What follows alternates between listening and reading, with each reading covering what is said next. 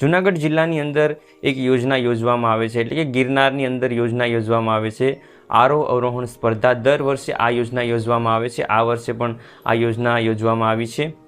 યોજનાની અંદર ફોર્મ ભરી અને આપણે મોકલવાનું રહેશે, એટલે કે ફોર્મ ભરવાની પ્રોસેસ ઓફલાઈન છે. અને આ યોજનાની અંદર છોકરા છોકરીઓ ભાગ લઈ શકે છે. જુનિયર અને સિનિયર લોકો આ યોજનામાં લાભ લઈ શકે છે.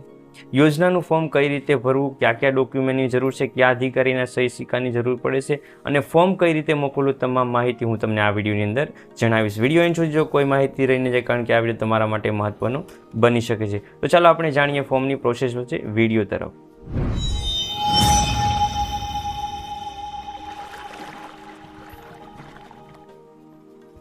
આ યોજના કેના દ્વારા લેવામાં આવે છે?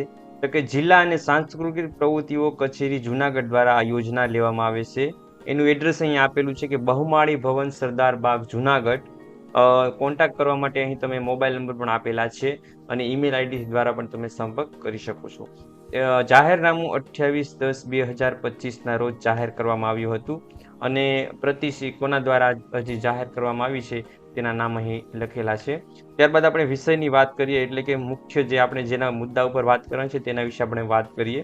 તો ગિરનાર આરોહ અવરોહણ સ્પર્ધા 2025-26 આયોજન બાબત, એની બાબતની અંદર આપણે વાત કરવાની છે અને ત્યારબાદ આપણે જાણીશું કે તેનું ફોર્મ કઈ રીતે ભરવું. સૌપ્રથમ આપણે બેઝિક માહિતી જાણી લઈએ કે નિયમ કયા નિયમ છે તેના વિશે આપણે વાત કરવાની છે.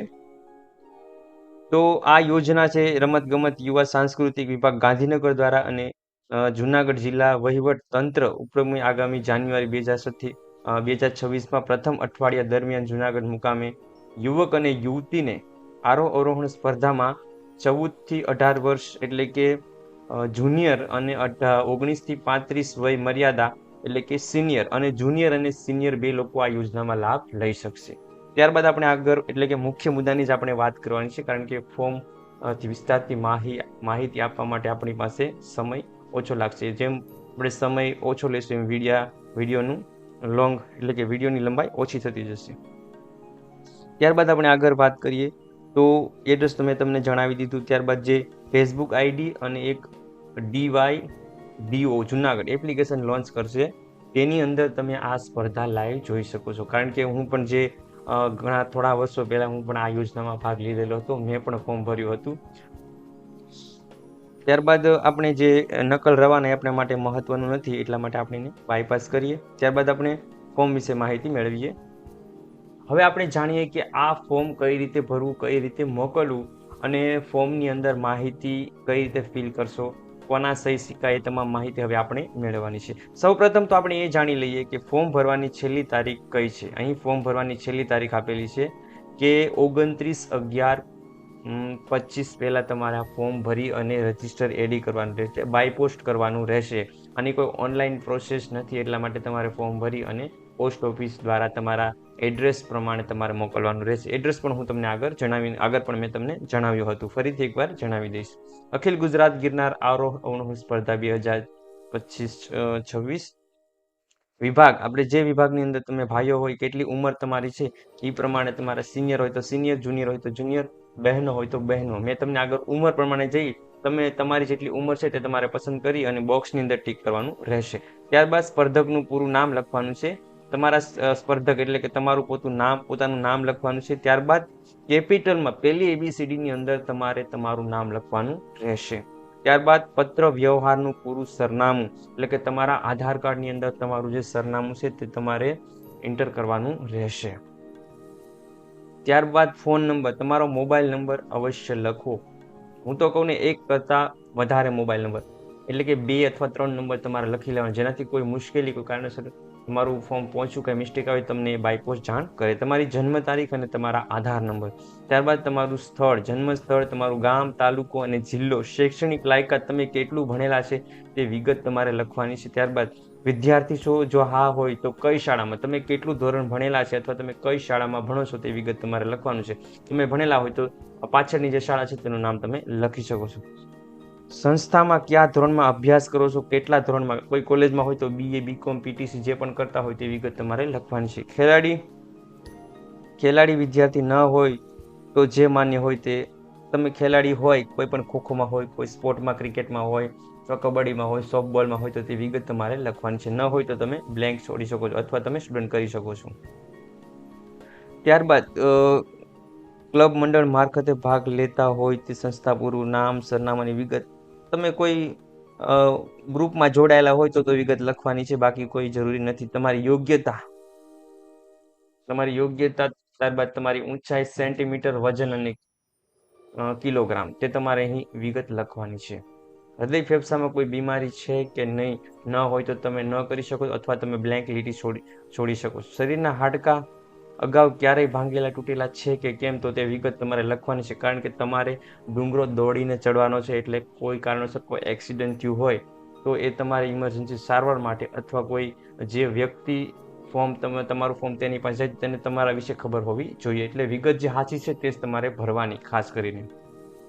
પછી પર્વત ચઢાણ ઉતરાણ કરવા માટે શારીરિક યોગ્યતા ધરાવો છો, એટલે કે તમે સારી રીતે કોઈ તકલીફ કે કોઈ બીમારી તો નથી ને, તમે ધરાવો છો તો હા કરી નાખો. પર્વત ચડવા માટે જેવી અન્ય સહાયિક રમતોમાં અગાઉ ક્યારેય ભાગ લીધો, મેં આ સ્પર્ધામાં ભાગ લીધેલો હોય તો હા પાડી શકું, કારણ કે મેં ભાગ લીધેલો હતો એટલે હું આની અંદર હા કરી શકું. જો હા તો તેના વિશે વિગત લખવાની છે. જે તે વિભાગમાં ભાગ લેવા માટે, એટલે કે તમે કઈ વિભાગમાં ભાગ લેવા માંગો છો તેની વિગત અથવા લીધેલી હોય તો તે વિગત નાખવાની. ન ખબર તો તમે બ્લેન્ક છોડી શકો છો. જન્મ તારીખનો દાખલો બીડેલ છે, એટલે કે આ ફોર્મની સાથે જન્મ તારીખનો દાખલો તમે જોડવા માંગો છો તો તેની વિગત લખવાની છે. ન હોય તો તમે ના કરી શકો છો.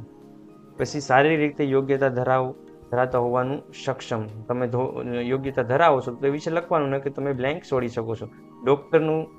ડોક્ટરશ્રીનું પ્રમાણપત્ર સામેલ છે. તમારે એક મેડિકલ રિપોર્ટ તમારે દર્શાવવો પડશે, તે તમારે ખાસ ધ્યાન રાખવું. તે તમારે તમારા નજીકની હોસ્પિટલ હોય ત્યાંથી તમે, અથવા સિવિલ ગવર્મેન્ટ હોસ્પિટલ ત્યાંથી તમે શારીરિક યોગ્યતાનું પ્રમાણપત્ર તમે બનાવી શકો છો.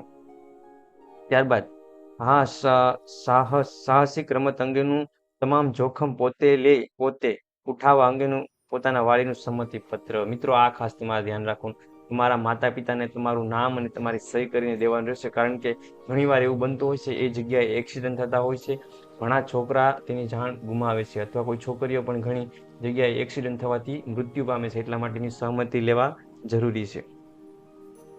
અન્ય નીચે જણાવી આનુષંગિક વિગતો વિશે જોડવી, એટલે કે તાજેતરના સ્ટેમ્પ સાઇઝમાં ફોટોગ્રાફ નંબર 2, એટલે કે તમારે પાસપોર્ટ સાઇઝના 2 ફોટા તમારે આની અંદર જોડવાના રહેશે. એક થેલીની અંદર પૂરી અને સ્ટેપલર મારીને તમારી સાથે જોડવાનું રહેશે. તો અહીં શું કીધું છે, ફોટોગ્રાફ છૂટાડવા નહીં, પરંતુ ફોટાની પાછળ પૂરું નામ લખીને અલગ પ્લાસ્ટિકની કવરમાં પ્રવેશ સાથે રાખવા. કારણ કે મને એકવાર અનુભવ થયેલો છે, મેં ફોર્મ ભરેલું છે એટલે મને જાજી કાંઈ વાંચવાની જરૂર પડતી નથી. ભાગ લેવા માટે જન્મ તારીખનો પ્રમાણિત દાખલો, તમારી પાસે સ્કૂલ લિવિંગ હોય તો તે જોડી શકો, અથવા જન્મ તારીખનો દાખલો, બેમાંથી કોઈ એક જોડવાનું રહેશે. સ્પર્ધાકનું પોતાનું નામ તથા વાલીનું સંમતિ પત્ર, એક તમારે સંમતિ પત્ર જોડવાનું રહેશે, એટલે વાલીની સંમતિ કરેલું. જે આગળ આવશે તો હું તમને જણાવીશ, બાકી એ જરૂર નથી. જે સંસ્થા મારફતે ભાગ લેતા હોય તે શૈક્ષણિક અથવા બિન શૈક્ષણિક લાગુ હોય તે સંસ્થાનું પ્રમાણપત્ર હોય તો જોડવાનું છે, બાકી કઈ જરૂર નથી. તબીબી એટલે કે શારીરિક, મેં તમને મેડિકલ સર્ટિફિકેટ કીધું તે તબીબી પ્રમાણપત્ર. પછી આધાર કાર્ડ નકલ સાથે જન્મ તારીખનો દાખલો, સ્કૂલ લિવિંગ સર્ટિફિકેટ જોડવા ફરજિયાત છે. એટલે કે 6 ડોક્યુમેન્ટ આપેલા છે, અહીંથી 6 ડોક્યુમેન્ટ એમાંથી મિનિમમ 5 તો હોવા જોઈએ છે. ત્યારબાદ નોંધ, ઈડર સાબરકાંઠા ખાતે જુનિયર ભાઈઓ બહેનો, પાવાગઢ પંચમહાલ ખાતે જુનિયર ભાઈ બહેન, ચોટીલા સુરેન્દ્રનગર ભાઈ બહેનો, ઓસમ રાજકોટ વલસાડ. આ પર્વતોના નામ છે. એ પર્વતો એ લોકો આરોહણ અર્થમાં ભાગ લીધેલો હોય છે, એ જગ્યાએ યોજના થતી હોય છે. એટલે કે સાબરકાંઠા પંચમહાલ જે સ્પર્ધા રાજ્યની સ્પર્ધામાં ભાગ લઈ શકશે નહીં. એટલે કે આ જે જિલ્લાના તાલુકાના જે નામ આપેલા છે એ સ્પર્ધકો એ જિલ્લાના તાલુકાના કોઈ વ્યક્તિ આ યોજનાની અંદર ભાગ લઈ શકશે નહીં. તે ખાસ ધ્યાન રાખવું. મારો વિડીયો ત્યાં સુધી પહોંચતો હોય અને એ ભાઈઓ આ વિડીયો જોતા હોય તો તે ખાસ નોંધ લેવી. ત્યારબાદ પાના નંબર 2 માં આપણે વાત કરીએ, જોખમ અંગે સ્પર્ધકનું સંમતિ પત્ર હોવું જરૂરી છે. આથી હું, એટલે કે વાલીનું સંમતિ પત્ર અને પોતાનું પણ એક સંમતિ પત્ર છે. આથી હું નીચે સહી કરનાર સ્પર્ધક મારી લેખિત સંમતિ આપું છું, રાજી ખુશી ઈચ્છાથી અને ગિરનાર આરોહણ સ્પર્ધામાં જોખમ અને જવાબદારી જોડાવશું, અથવા મારે કોઈ પ્રકારનું અકસ્માત કે નુકસાન થાય તો તેની ભરપાઈ અથવા હું પોતે જવાબદાર છું તેવું એક સંમતિપત્ર છે. તમે વિડીયો પોઝ કરીને વાંચી શકો છો. અહીંયા સ્પર્ધકની સહી, સ્થળ, તારીખ એટલી વિગત તમારે લખવાની રહેશે. ત્યારબાદ નીચે પણ વાલીનું સંમતિપત્ર, વાલીનું પૂરું નામ એટલે કે માતા અથવા પિતાનું પૂરું નામ, ગામ, રહેવાસી અને પુત્રનું નામ. ત્યારબાદ નીચે વાલીની સહી કરવાની છે. શાળા, કોલેજ, આ મિત્રો ખાસ ધ્યાન રાખવું, શાળા અને શૈક્ષણિક કોલેજ માટે આચાર્યનું પ્રમાણપત્ર હોવું જરૂરી છે. પોતાનું નામ, તમારું ધોરણ શાળા કોલેજમાં એટલે કે જે શિક્ષક, આ એક ખાસ નવો અથવા જૂનો હોય ખબર નહીં, પણ આ એક મહત્વનો નિયમ છે કે એક શાળાની અંદરથી ગામની અંદર 5 જ વિદ્યાર્થીઓ અથવા 5 જ જુનિયર સિનિયરમાંથી કોઈ પણ 5 વ્યક્તિઓ આ પ્રમાણપત્ર મેળવી શકે છે. એટલા માટે 1 થી 5 જણા આ પ્રમાણપત્ર મેળવી શકે છે. એટલે કે 5 વ્યક્તિને જ આવું પ્રમાણપત્ર મળે છે. એનાથી વધારે ગામની અંદર અથવા કોઈ વધારે ફોર્મ ભરી શકશે નહીં. એટલા માટે એટલે 5 લોકો આની અંદર રજીસ્ટ્રેશન કરી અને સર્ટિફિકેટ બનાવી શકે છે. અને 5 બિન શૈક્ષણિક સંસ્થાનું પ્રમાણપત્ર એટલે કે કોઈ સરકારી દવાખાનું હોય અથવા કોઈ ક્લાસ 1 અધિકારી હોય અથવા શૈક્ષણિક કોઈ બીજી સંસ્થા હોય તેનું પ્રમાણપત્ર, જેમાં તમારું નામ, અરજદારનું નામ અને જે અધિકારી હોય એના સહી સિક્કા કરવાના રહેશે. ત્યારબાદ તબીબી પ્રમાણપત્ર એટલે મેં તમને જણાવ્યું કે આગળનું સર્ટિફિકેટ, કોઈ બીમારી, કોઈ કારણસર નથી તે વિગત તમારે ભરવાની છે. ગુજરાતીમાં છે એટલે તમે સરળતાથી વાંચી અને ભરી શકો છો અને ડોક્ટરની સહી સિક્કા કરવાના રહેશે. ત્યારબાદ અખિલ ગુજરાત ગિરનાર આરોહણ સ્પર્ધાના નિયમો છે જે તમે અહીં વાંચી શકો છો. આપણે નિયમો વધારે વાંચવાથી વિડીયો લંબાય છે, એટલા માટે તમે વિડીયો પોઝ કરીને વાંચી શકો છો. અને એપ્લિકેશન એટલે કે એપ્લિકેશન નહીં પણ જે PDF છે તે મારા વિડીયોના ડિસ્ક્રિપ્શન બોક્સમાં લિંક આપી, ત્યાંથી તમે PDF ડાઉનલોડ કરી શકો છો અને પ્રિન્ટ કાઢી અને તમે જાતે ફોર્મ ભરી શકો છો. આ બધા નીતિ અને નિયમો છે જે તમે વાંચી શકો છો. ત્યારબાદ તમે ત્યાં જાઓ તો તમારે જો મેં તમને જણાવ્યું હતું કે 200 રૂપિયા ડિપોઝિટ લે છે, મારું કહેવું એમ હતું કે એનો કોઈ ઉલ્લેખ નથી, પરંતુ આની અંદર એ ઉલ્લેખ આપેલો છે. 200 રૂપિયા ડિપોઝિટ લે છે. ત્યારબાદ તમે 75 મિનિટની અંદર પૂર્ણ કરો તો ડિપોઝિટ તમને પરત આપે છે.